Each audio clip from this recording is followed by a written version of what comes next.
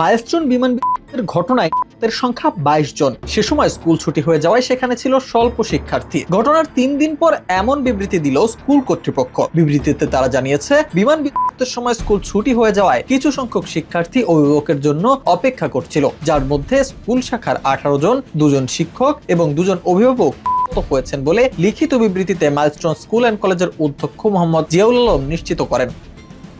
যদিও এর আগে সরকারের পক্ষ থেকে ২৯ এবং আইএসপিআর এর পক্ষ থেকে ৩১ জনের খবর জানানো হয়। মাইলস্টোন স্কুল অ্যান্ড কলেজের পক্ষ থেকে গত মঙ্গলবার গঠন করা হয় তদন্ত কমিটি। এর ধারাবাহিকতায় নিহতের এমন তথ্য জানালো মাইলস্টোন স্কুল অ্যান্ড কলেজ কর্তৃপক্ষ। বিবৃতিতে জানানো হয়, গুরুতর আহত হয়েছেন ৫১ জন, তাদের মধ্যে ৪০ জন শিক্ষার্থী, ৭ জন শিক্ষক, ১ জন অভিভাবক এবং ১ জন আয়া ও ১ জন পিয়ন রয়েছেন। বাকি একজনের পরিচয় বিবৃতিতে জানানো হয়নি।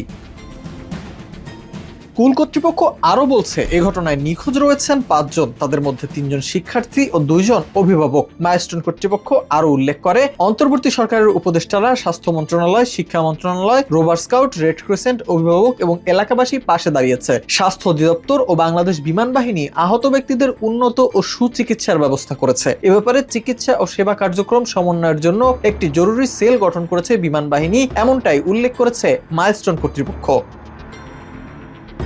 এদিকে এই দুর্ঘটনায় আরো একজনের প্রাণ খবর পাওয়া গেছে। ৪ দিন মৃত্যুর সঙ্গে লড়ে না ফেরার দেশে চলে গেল ১২ বছর বয়সী মাহতাব। জাতীয় বার্ন ও প্লাস্টিক সার্জারি ইনস্টিটিউটের পক্ষ থেকে বিষয়টি নিশ্চিত করা হয়। এছাড়াও অঙ্গার হওয়া ৫ শনাক্তে নমুনা দিয়েছেন আরো ১১ জন দাবিদার।